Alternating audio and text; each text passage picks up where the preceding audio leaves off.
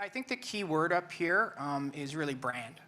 And I think Max set it out really well that when I started in this industry almost 9 years ago, marketing, I feel, was the caboose, that it was an afterthought. And maybe for some of you, not just an afterthought, but a frustration of like, what are we spending money on? And I think that, not across the board, but I think in those 9 years that brand and marketing is now, at least in our organization, leading the conversation. Because in getting back to that word brand, of the importance of creating a strong brand to distinguish your offering, not just to get prospects to rent units in it, but for GWLRA Residential, really coming up with the brand early really sets the stage for a number of things. It impacts design, it impacts signage and wayfinding. And if you have a cohesive brand, that will resonate. I think, you know, there's two schools of thought, and we were sort of saying this earlier as well, that, you know, maybe brand is meaningless and it's a bunch of pretty pictures, but I think in answer to the question of what to do, you know, start early. And I think have what we call the brand narrative. Have a story to tell about your offering. And I have a great respect for Ryan and what his firm is doing in having a story. Like, on its simplest terms, listen, you can create a name. A bunch of you in your boardroom can create a name. And then you can hire an agency to design a logo. And you know what? That might do. But I think that for us, we're looking to create an experience. We strive to be the Starbucks of the multi-residential industry in Canada. Now, you may love Starbucks or you may hate Starbucks. But I think what you can't dispute about Starbucks is that they create an experience. And in creating that experience, they can command a premium. And we're all here about generating higher revenues and a higher dollar per square foot. So we invest in brand in order to create that experience. Perhaps, Max, if you can go to the slide. It's actually the next one. Should we reordered it? Oh, or was it missing? I can talk to it. We're missing it. So as Max had referenced, we came up with the Live More brand. And we can leave it on that slide there if you like. But really investing the time and effort to come up with the story behind the Live More, that this was an aspirational brand about live more. It's about doing more, whatever it is that you do or like to do. By renting in a purpose-built community, it'll allow you to do more of whatever you love. And then it kind of gets into that area of you know, security of tenure, professional property management, but really having that aspirational. And I think what we're dealing with here at our company is wanting people to aspire and giving them a reason why they want to live with us as opposed to, say, Ryan's communities or something like that. But being able to tell a story that resonates with people, that's meaningful. And you could choose to do otherwise. It's not necessarily wrong. But I think in our experiences and taking great influence from what we see in the US, there's a story to be told. And we're surrounded by brands all the time. So how should or how is purpose-built rental any different? I don't think it should be. And really taking where I spent 8 years at Four Seasons Hotels and Resorts, brand was everything. And brand allowed you to charge $1,100 a night at Four Seasons New York.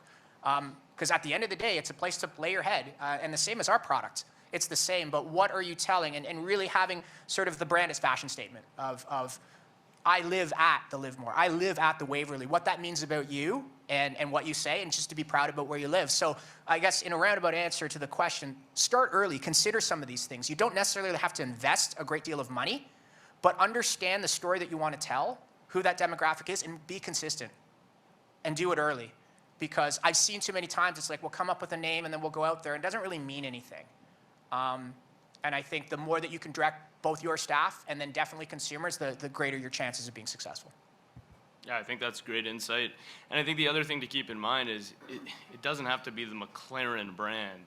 It can also be the Subaru or the Toyota. Like, people have a lot of brand loyalty to those other brands. So based on the asset class, obviously you need to find the right fit. But it's, you know, pertinent regardless of the asset class, really. So we'll go to you, Ryan, here. So brand being important, how do you guys at Fitzrovia go about differentiating your brand and setting yourselves aside from the competition, say aside from Todd and the Live More? So I think that there's so many ways that you can set yourself apart and differentiate, right? There's artificial intelligence, there's chatbots, there's TikTok marketing now. There's influencer marketing now. There's virtual tours, but specifically rendered virtual staging, right? And it's amazing how far these rendering firms have come with respect to rendering in furniture into virtual tours. So you no longer have to actually invest in physical furniture in your model suites. But I think, Todd hit the nail on the rock, right? Like, consistency is king. So no matter how you choose to differentiate, you want to make sure that there's consistency. And I'll give you an example. With the Drake Hotel, if you go to their hotel website and then you go to the Instagram page, you're going to get the Drake Hotel. It's going to feel like the Drake. Similarly, with multifamily, if you have a property that's in lease up and you have a Facebook page, an Instagram page, a property website, it should feel like your property and not like 3 distinct properties, right? That's definitely fatal. So I think that, consistency across the board is really, really important. We're going to go through actually just a couple of examples of brand I recognize we're missing, maybe a visual or two for you, Todd. But do you want to just give us an example of something that you guys have done that's been really impactful and successful and unique with the Livemore or any of your properties? Will do. There you go. So the images here are in support of our first Livemore that we launched in 2018. So the Livemore Bay Girard is at the corner of Bay and Girard, and 595 units, 43 stories. So this was at the time and continues to be the flagship multi-residential project for GWLRA. And the question being, something impactful or different that we did and something that I was proud of. Again, I mentioned before about the Livemore brand. We really teased it out. We did a brand reveal, and we had local city council there. We got on City TV News. We had our president there as well. But we really played more on this living more type of idea, and work, play, live. And what we did, and with our creative agency community, we created interactive hoarding. So what this hoarding here is, you can see some drums, you can see a xylophone. We also did kind of a Scrabble board type of thing as well that allowed people to interact with it. And to the best of our knowledge, I think this was done in Spain, but I think we were the first ones to do it in North America, as far as I know. And it really paid off. And I think this is what I was referring to before, of tell a story, make it consistent. So this paid off, about living more, doing more. Do you like music? Do you like crossword puzzles? Whatever it is that you want to do. And it allowed people to interact, and it was a great capture point. So this is actually on the west side of Bay, just south of Girard, that we did it in. And I think it was an innovative way to do it. And again, referencing back to brand, we still could have done this, and it could have been in support of a brand that had nothing to do with Livemore, and would it have been effective? Possibly. But there needs to be, to Ryan's point, some consistency. Does it all make sense? Do the touch points all pan out and deliver the same message? And I think the more that it does, there is strength in that number and that equity. And this was, not incredibly expensive to do. And it really had an impact, and prospects came back and talked about it, and it got us on the news as well. That's really cool. Ryan, do you have an example of something unique or impactful that you guys have done recently? So this is interesting, I would say. So the figure that you're seeing there on the left, his name is Berto Jerry Rugg, and he's a micro-influencer, 19,000 follows on Instagram. And he's also a famous muralist. He's done commissions in Russia and Shanghai and Los Angeles and Montreal.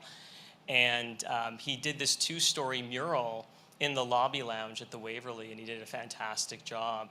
And we approached Jerry Rugg, and we asked him, would you be interested in doing some YouTube miniseries to help promote the property? And he willingly agreed, which was fantastic. And the amount of impressions we got from this was amazing. And it was an authentic tie back to the property, just given the art component and how important art is to the Waverly. And then it resonated with our target consumer as well. And then, more opportunities started to blossom. He launched a swimsuit line, which you see here. We got to shoot some incredible lifestyle photography and really, promote our pool amenity. And we also got to... Did you ever get to see his face? Yeah, for sure. Yeah. He reveals it sometimes. He's quite the character. You guys should meet him. But anyway, we were able to offer residents 50% off Birdo swimwear, free shipping as well, and it was just an amazing addition to the marketing campaign at the Waverly. Yeah, and these are like really out of the box ideas, and you have to also be doing the fundamentals well too in order to get to this level. But really, really cool. Appreciate you guys sharing.